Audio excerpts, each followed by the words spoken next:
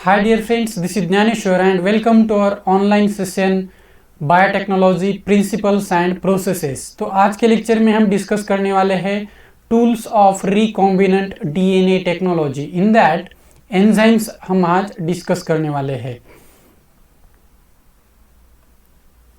तो different type के tools biotechnology में यूज किए जाते हैं फॉर रिकॉम्बिनेंट डीएनए टेक्नोलॉजी। तो कौन कौन से टूल्स यूज किए जाते हैं? एंजाइम्स को यूज किया जाता है, क्लोनिंग फैक्टर या डीएनए को कैरी करने के लिए यहाँ पर व्हीकल यूज किया जाता है as a cloning factor, then competent host. तो आज हम डिस्कस करेंगे कि एंजाइम्स आर द बायोकैटेलिस्ट, ये तो पता है, बट जो रिकॉम्बिनेंट डीएनए टेक्नोलॉजी में यूज किए जाते हैं वो कौन से एंजाइम्स है? Different kind of enzymes are used in genetic engineering. तो जेनेटिक इंजीनियरिंग में डिफरेंट टाइप के एंजाइम्स यूज किए जाते हैं। क्लीविंग एंजाइम्स उनको कहा जाता है। These enzymes are used to break DNA molecule. जो डबल स्ट्रैंडेड डीएनए होता है, समझो इस प्रकार से डबल स्ट्रैंडेड डीएनए है, तो इस डीएनए को यहाँ से ब्रेक किया जा सकता है बाय क्लीविंग एंजाइम्स। टाइप कौन कौन से होते हैं क्लीविंग एंजाइम्स के? एक्सोन्यूक्लिएजेस, एंडोन्यूक्लिएजेस एंड रेस्ट्रिक्शन एंडोन्यूक्लिएजेस। तीन टाइप के यहाँ पर क्लीविंग एंजाइम्स पाए जाते हैं। First, exonucleases. These exonucleases they remove the nucleotides from the terminal ends. ये जो यहाँ पर डबल स्टैंडर्ड आपको डीएनए दिखाई दे रहा है, इस डबल स्टैंडर्ड डीएनए में ये आपको 5 प्राइम टर्मिनस दिखाई दे रहा है, 3 प्राइम टर्मिनस, 3 प्राइम और 5 प्राइम डबल स्टैंडर्ड डीएनए में। तो एक्सोन्यूक्लिएज कहाँ से न्यूक्लियोटाइड को कट कर सकते हैं? तो टर्मिनल साइट्स 5 प्राइम टर्मिनस और 3 प्राइम टर्मिनस के न्यूक्लियोटाइड को कट कर सकते हैं of DNA in one strand of double standard DNA. तो डबल स्टैंडर्ड है, डबल स्टैंडर्ड में से किसी एक ही स्ट्रैंड के ऊपर वो कट लगा सकते हैं। समझो ये ऊपर वाला जो स्ट्रैंड है यहाँ पर उसने कट लगा दिया, और यहाँ पर ये समझो थायमिन था, तो थायमिन यहाँ से रिमूव हो जाएगा इस डबल स्टैंडर्ड डीएनए में से, इस वाले स्ट्रैंड से। ये वाले स्ट्रैंड पे यहाँ पर थायमिन है, समझो दूसरी बार कट लगाया तो यहाँ पे कट लगा, और यहाँ पर समझो एडेनिन था, तो यहाँ से दूसरा न्यूक्लियोटाइड क्या आएगा? ए। तो इस प्रकार से एक्सोन्यूक्लिएजेस 5 प्राइम टर्मिनस पे कट कर सकते हैं या 3 प्राइम टर्मिनस, इस टर्मिनस पे भी कट लगा सकते हैं। Then endonucleases they make cuts at specific position within the DNA. Within DNA, ये जो डबल स्टैंडर्ड डीएनए दिखाई दे रहा है, तो ये टर्मिनल एंड को छोड़कर बीच में कहां पर भी कट लगा सकते हैं। यहां पर कट लगा सकता है, यहां पर कट लग सकता है, यहां पर भी। तो ये जो टर्मिनल एंड्स है 3 प्राइम टर्मिनस और 5 प्राइम टर्मिनस, उनको छोड़कर कट लगा देते हैं। These enzymes cut only one strand of the double stranded DNA। तो दोनों भी एक्सोन्यूक्लिएज हो या एंडोन्यूक्लिएज हो, डबल स्टैंडर्ड डीएनए कट नहीं लगाता। तो कहाँ पर कट लगाते हैं? Only at the one strand of DNA, एक ही स्ट्रैंड के ऊपर वो कट लगाते हैं, एक्सोन्यूक्लिएजेस और endonucleases. Then next, restriction endonucleases. Restriction endonucleases ही ज़्यादातर यूज किए जाते हैं रिकॉम्बिनेंट डीएनए टेक्नोलॉजी में। They are also called as molecular scissor. उनको मॉलिक्यूलर सीजर भी कहा जाता है या बायोलॉजिकल सीजर्स भी कहा जाता है। They recognise and cut double standard DNA at specific points called palindromic sequence. तो ये जो रेस्ट्रिक्शन एंडोन्यूक्लिएजेस है, डबल स्टैंडर्ड डीएनए को कट करते हैं और दोनों स्ट्रैंड के ऊपर कट लगाते हैं, but at specific points on the DNA called as palindromic sequence. तो पैलिंड्रोमिक सीक्वेंस क्या होता है डीएनए के ऊपर? समझो यहाँ पर ये डबल स्टैंडर्ड डीएनए है, और डीएनए में ये 5 प्राइम टर्मिनस, ये 3 प्राइम टर्मिनस, ये 3 प्राइम और ये 5 प्राइम, ये है डबल स्टैंडर्ड डीएनए। और पैलिंड्रोमिक सीक्वेंस क्या है कि R1 which read same on both the strands 5 prime to 3 prime direction, ये वाला जो फर्स्ट स्ट्रैंड है इसके ऊपर रीड करो, या 3 प्राइम टू 5 प्राइम ये जो दूसरा स्ट्रैंड है डबल स्ट्रैंडेड डीएनए का उसमें रीड करो, तो दोनों डायरेक्शन में आपको सेम सीक्वेंस मिलेगा। Same in true about 3 prime to 5 prime direction. तो समझो यहाँ पर इस प्रकार का सीक्वेंस है ये वाले 5 प्राइम टू 3 प्राइम रीजन में कि यहाँ पर सीक्वेंस है GAATTC, और अगर हम दूसरे स्ट्रैंड पे रीड करें 3 प्राइम टू 5 प्राइम डायरेक्शन में, यहाँ से यहाँ पर ये होगा G, इससे कॉम्प्लीमेंटरी AATT और C। तो restriction endonucleases was discovered by Werner Arber in 1965। 1965 में वेमर अर्बर ने डिस्कवर किए थे restriction endonucleases in the bacteria, जो बैक्टीरियल सेल है उसके अंदर उसने फर्स्ट टाइम डिस्कवर किए थे। First was EcoR1 found in bacterium which is E coli, या इश्चेरिचिया कोलाई के अंदर फर्स्ट टाइम जो डिस्कवर किया था वो कौन सा एंजाइम था, EcoR1। तो EcoR1 का जो रेस्ट्रिक्शन साइट है उसको सीक्वेंस क्या है, GAATTC। ये भी क्या है, पैलिंड्रोमिक सीक्वेंस। अगर आप ये वाले स्ट्रैंड पे 5 प्राइम टू 3 प्राइम रीड करो, GAATTC सीक्वेंस है, और इस स्ट्रैंड पे अगर रीड करो 5 प्राइम टू 3 प्राइम, तो दोनों पे भी आपको सेम सीक्वेंस यहाँ पर दिखाई दे रहा है, यहाँ से भी GAATTC। तो ये जो सीक्वेंस है recognised by the EcoR1 enzyme is a palindromic sequence. तो जो EcoR1 है किस कहाँ पे कट लगाता है, जो G है G के बाद यहाँ पर कट लगाता है, फर्स्ट स्ट्रैंड यहाँ पर एक कट लगाता है, और इस स्ट्रैंड पे G के बाद यहाँ पर between the G and A, और कट लगने के बाद इस प्रकार से यहाँ पर DNA बन जाता है। ये जो G और C के बीच में हाइड्रोजन बॉन्डिंग है वो एज इट इज रह जाती है GC के बीच में, और उसके आगे के जो 4 बेस पेयर है AATT, इसके जो हाइड्रोजन बॉन्ड्स है ये हाइड्रोजन बॉन्ड्स यहाँ पर क्या हो जाते हैं, ब्रेक हो जाते हैं। और जो G है और C है ये 6 बेस पेयर, 6 नंबर का बेस पेयर, यहाँ का जो हाइड्रोजन बॉन्डिंग है वो एज इट इज रह जाता है, और यहाँ पर क्या बनाते हैं, यहाँ पर बनाते हैं स्टिकी एंड्स। तो इस प्रकार से EcoR1 DNA को कट कर सकता है एट द पैलिंड्रोमिक सीक्वेंस। तो स्टिकी एंड्स क्या है, are overhang stretch of single stranded portion generated as a result of cut by restriction endonucleases into 2 fragments। समझो DNA यहाँ पर इस प्रकार का था, और यहाँ पर ये सीक्वेंस था GAATTC, और इसके कॉम्प्लीमेंटरी यहाँ पर सीक्वेंस CTT ये A और G, ये 5 प्राइम है, ये 3 प्राइम, ये 3 प्राइम और ये 5 प्राइम। तो रेस्ट्रिक्शन एंजाइम जो EcoR1 है, EcoR1 कहाँ पर कट लगाता है, G के बाद, यानी कि G और A के बीच में, यहाँ पर भी ये कट लगाएगा, और कट लगने के बाद कुछ इस प्रकार से यहाँ पर DNA में स्टिकी एंड्स बन जाएंगे। इस प्रकार से ये वाला इस प्रकार से DNA का स्ट्रैंड, और ये बीच वाला ऐसे,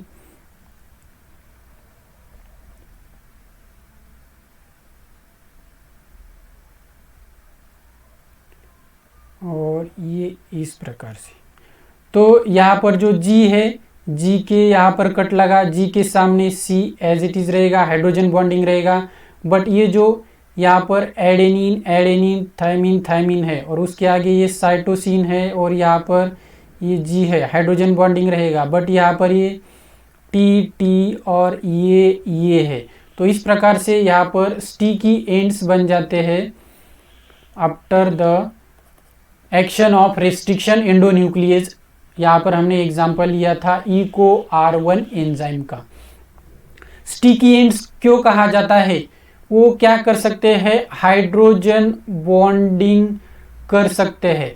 और जो हम आगे देखेंगे कि लाइगेज एंजाइम होता है, लाइगेज एंजाइम यहाँ पर ये जो स्टिकी एंड्स बने हैं, अगर हमने लाइगेज एंजाइम जोड़ दिया, टू डिफरेंट डीएनए इस प्रकार से अगर स्टिकी एंड्स बना दिए, तो लाइगेज एंजाइम दो डिफरेंट फ्रैगमेंट्स को यहाँ पर क्या कर सकता है? लाइगेट कर सकता है। नेक्स्ट स्लाइड में भी हम देखेंगे, they are named so because they form hydrogen bonds. तो ये जो यहाँ पर स्टिकी एंड्स बने हैं उसमें कॉम्प्लीमेंट्री सीक्वेंस है, तो ये फिर से क्या कर सकते हैं? हाइड्रोजन बॉन्डिंग कर सकते हैं with their complementary sequence. The stickiness of the ends facilitates the action of enzyme DNA ligase. और जो स्टिकी एंड्स है, ये स्टिकी एंड्स क्या करते हैं? फैसिलिटेट कर सकते हैं किसको? डीएनए लाइगेज एंजाइम को, to form the phosphodiester bond between the two fragments of the DNA. All the fragments cut by the restriction endonucleases will have the same sticky ends। तो अगर इस एंजाइम का recognisation site GAATTC है, तो जितने भी जगह पर ये रिकॉग्नाइजेशन साइट होगा तो सेम यहाँ पर क्या बनेंगे? स्टिकी एंड्स यहाँ पर फॉर्म हो सकते हैं on the DNA. The sticky ends have complementary basis so they could rejoin. तो ये स्टिकी एंड्स इसमें कॉम्प्लीमेंटरी सीक्वेंस है, तो क्या हो सकते हैं? रीज्वाइन कर सकते हैं due to the hydrogen bonding between them. Next, nomenclature of restriction endonucleases, की जो रेस्ट्रिक्शन एंडोन्यूक्लियेजेस है उनका नॉमेनक्लेचर क्या है? समझो यहाँ पर एंजाइम लिया हमने EcoR1, तो EcoR1 क्या रिप्रेजेंट करता है? फर्स्ट लेटर रिप्रेजेंट करता है कि जेनेरिक नेम, उसके जीनस का क्या नाम है? जीनस का नाम रिप्रेजेंट करता है first letter. Then second letter represents the species name, ये जो सेकंड है CO, ये रिप्रेजेंट करता है उसके स्पेसीज का नाम। थर्ड लेटर स्ट्रेन नेम, जो R है, ये थर्ड लेटर है, ये क्या रिप्रेजेंट करता है? उसके स्ट्रेन का नाम। Fourth letter order in which enzyme is isolated from that strain of bacteria, कि ये रोमन में रिप्रेजेंट किया जाता है। फर्स्ट ये रोमन में है, तो फोर्थ लेटर क्या रिप्रेजेंट करता है? कि order in which enzyme is isolated, कि जो एंजाइम उस बैक्टीरिया से आइसोलेट किया है उसका ऑर्डर नंबर क्या है। तो यहाँ पर एग्जाम्पल हम देख सकते हैं कि EcoR1 क्या रिप्रेजेंट करता है? stands for E represents for Escherichia genus name and second species name coli, यानी कि Escherichia coli, और R रिप्रेजेंट करता है स्ट्रेन R और नंबर्ड फर्स्ट, कि उस बैक्टीरिया से फर्स्ट जो एंजाइम आइसोलेट किया है वो कौन सा है? EcoR1। इस प्रकार से नॉमेनक्लेचर किया जाता है रेस्ट्रिक्शन एंडोन्यूक्लियेजेस का।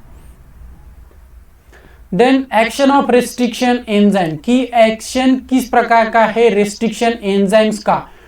For the formation of recombinant DNA, अगर हमें रिकॉम्बिनेंट डीएनए बनाना है तो किस प्रकार से रेस्ट्रिक्शन एंजाइम्स काम करते हैं? और दूसरा एंजाइम यहाँ पर लाइगेज भी यूज किया जाता है। Enzymes cut both DNA strands at same site, जो रेस्ट्रिक्शन एंजाइम है वो क्या करता है? सेम साइट पे डीएनए को कट करता है। यहाँ पर दो डिफरेंट टाइप के डीएनए यूज किए हैं। एक है वेहिकल का डीएनए यानी कि फैक्टर डीएनए, और दूसरा क्या है? फॉरेन डीएनए, या हम उसको बोल सकते हैं जीन ऑफ आवर इंटरेस्ट, कि हमारे इंटरेस्ट का जो जीन है उसको हम क्या कर सकते हैं? फैक्टर के अंदर लाइगेट कर सकते हैं। Recombinant DNA, first you have to treat the factor DNA as well as foreign DNA or gene of our interest with restriction enzyme। तो restriction enzyme यहाँ पर समझो हम यूज कर रहे हैं EcoR1 एंजाइम, जिसका रिकॉग्नाइजेशन साइट क्या है? GAATTC। तो जहां पर भी फैक्टर डीएनए में और फॉरेन डीएनए में ये सीक्वेंस होगा, पैलिंड्रोमिक सीक्वेंस होगा। यहाँ पर ये एंजाइम रिकॉग्नाइज करेगा और रिकॉग्नाइज करने के बाद यहाँ पर कट लगाएगा। तो कट कहाँ पर लगाता है ये एंजाइम? जी और ए के बीच में यहाँ पर कट लगाता है आफ्टर जी, और यहाँ पर भी जी के बाद में कट लगाएगा in factor DNA as well as foreign DNA. तो फॉरेन डीएनए में भी यहाँ पर भी कट लगा जी के बाद, और इस स्ट्रैंड पे यहाँ पर भी कट लग गया। तो दोनों टाइप के डीएनए में यानी कि फैक्टर डीएनए और फॉरेन डीएनए में कट लगने के बाद कुछ इस प्रकार से डीएनए के दो फ्रैगमेंट्स बन जाएंगे।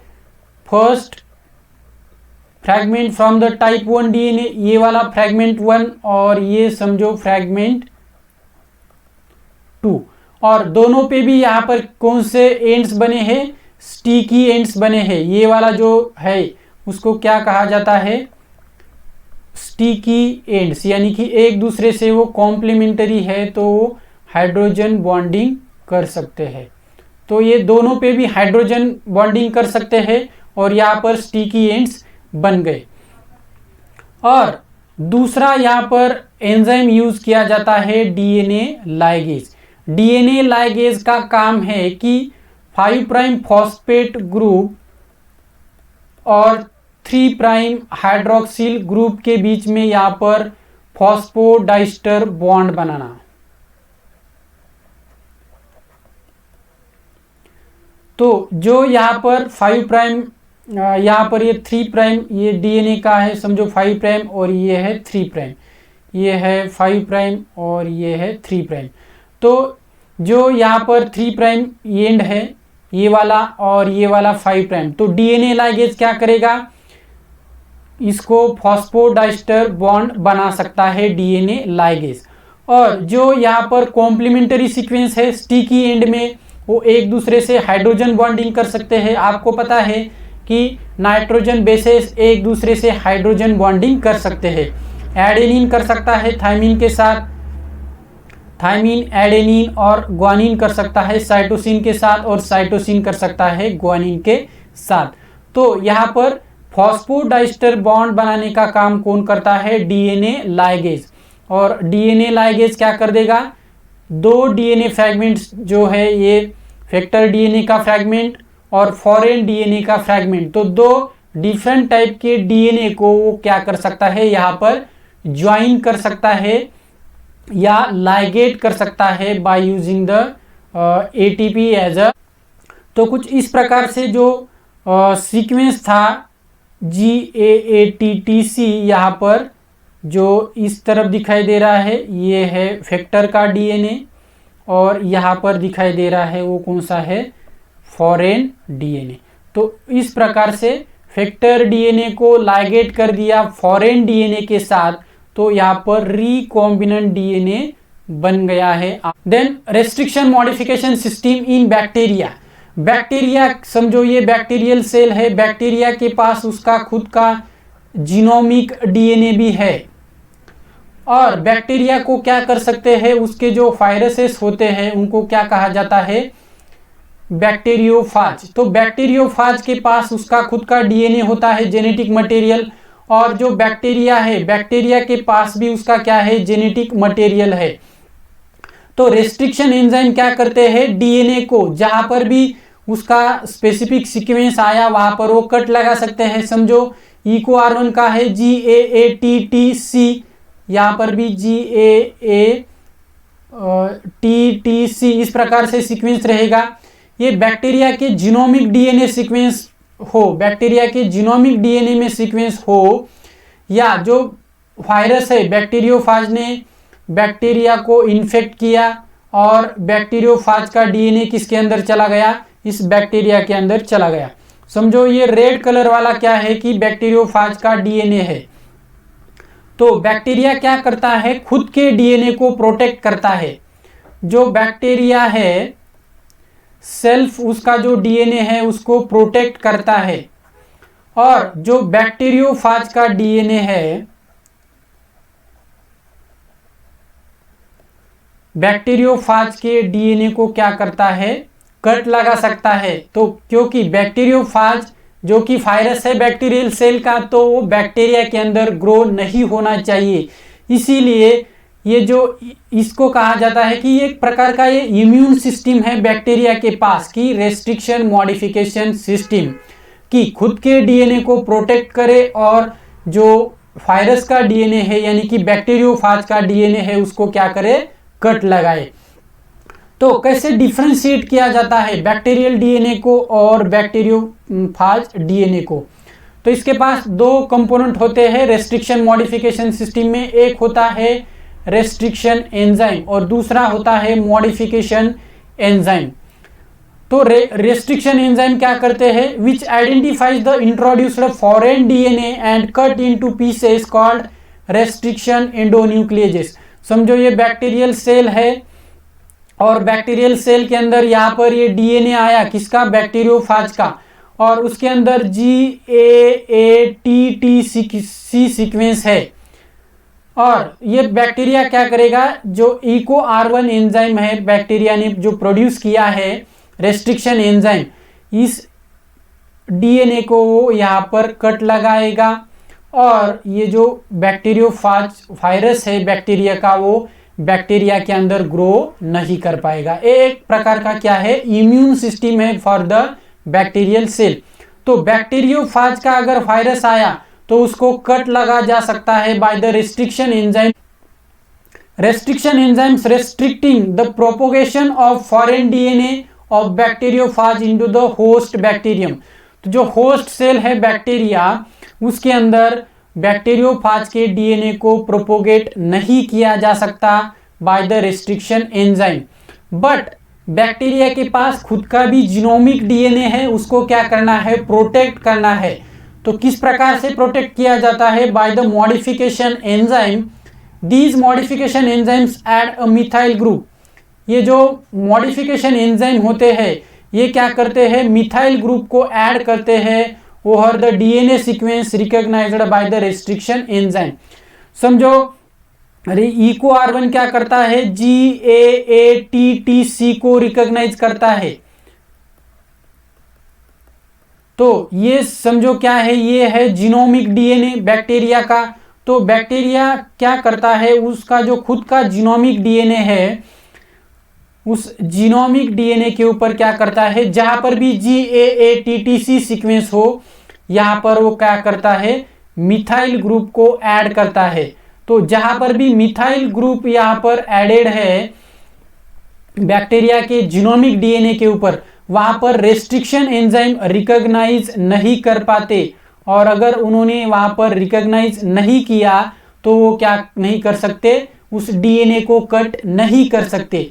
इसीलिए जो मॉडिफिकेशन सिस्टम है वो क्या करता है, एक इम्यून सिस्टम की तरह काम करता है कि खुद के डीएनए को कट ना करे, बट जो बाहर का डीएनए है यानी कि बैक्टीरियोफाज वायरस का जो डीएनए है उसको कट लगा जा सकता है और प्रोपोगेशन ऑफ फॉरेन डीएनए रोका जा सकता है into the host cell, that is bacteria.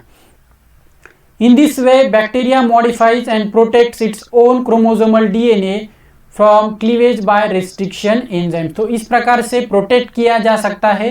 Simply याद रखो, यहाँ से क्वेश्चन डिजाइन हो सकता है कि खुद के डीएनए को किस प्रकार से मॉडिफाई किया जा सकता है, तो by addition of methyl group over the DNA. Then DNA ligase जो हमने डिस्कस किया था उसको और एक नाम से जाना जाता है, ज्वाइनिंग एंजाइम और sealing enzyme, which is discovered by Hargobind Khorana in 1969 in T4 DNA in T4 bacteriophage. T4 bacteriophage के अंदर उसने ये जो डीएनए लाइगेज है उसको डिस्कवर किया था। और मोस्ट जो रिसर्चर्स क्या करते हैं, इसी T4 डीएनए लाइगेज को यूज करते हैं for the recombinant DNA production. They join two individual fragments of double stranded DNA by forming phosphodiester bond between them. समझो ये वाला डीएनए फ्रैगमेंट 1 है और ये डीएनए फ्रैगमेंट 2 है, तो दोनों के बीच में यहाँ पर क्या कर सकता है, फॉस्फोडाइस्टर बॉन्ड बना सकता है डीएनए लाइगेज, और यहाँ पर दोनों फ्रैगमेंट्स को ये क्या कर सकता है, ज्वाइन कर सकता है DNA ligase enzyme. Thus they help in sealing gap in DNA fragments। तो इस प्रकार से जो डीएनए के बीच में गैप है यहाँ पर ये सील किया जा सकता है। तो जो हम रिप्लिकेशन भी जब देखते हैं डीएनए का रिप्लिकेशन, तो जो ओकाज़ाकी फ्रैगमेंट्स बनते हैं उन ओकाज़ाकी फ्रैगमेंट्स को भी सील करने के लिए कौन सा एंजाइम यूज करते हैं? डीएनए लाइगेज एंजाइम ही यहाँ पर क्या करता है? उस ओकाज़ाकी फ्रैगमेंट को सील करता है। They act as molecular glue, molecular glue की तरह काम करते हैं, जिस प्रकार से मॉलिक्यूलर सीजर की तरह काम करते हैं रेस्ट्रिक्शन एंडोन्यूक्लियस, तो यहाँ पर ग्लू की तरह काम कौन करता है? DNA ligase. The enzyme used most often recombinant DNA technology is T4 DNA ligase. तो T4 डीएनए लाइगेज ही ज्यादातर यूज किया जाता है for the recombinant DNA technology. Then questions related to the enzymes tools of recombinant DNA technology. Identify the wrong statement with regard to restriction enzyme।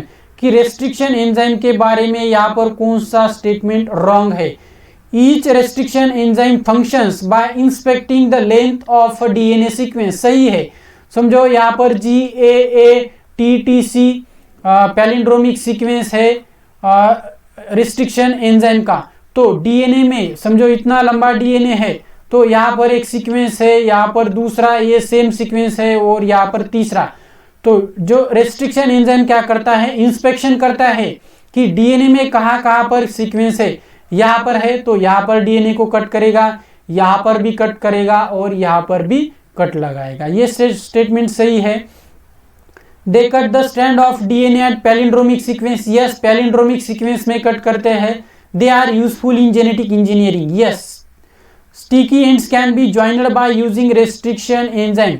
restriction enzyme नहीं यहाँ पर कौन करता है? तो DNA ligase यहाँ पर काम करते हैं ज्वाइनिंग का। क्वेश्चन नंबर 1 में जो रॉन्ग स्टेटमेंट है, क्वेश्चन नंबर 1 का रॉन्ग स्टेटमेंट क्या है? D. Second, choose the correct pair from the following. Correct pair क्या है? DNA ligase join the 2 DNA molecules. Yes करते हैं।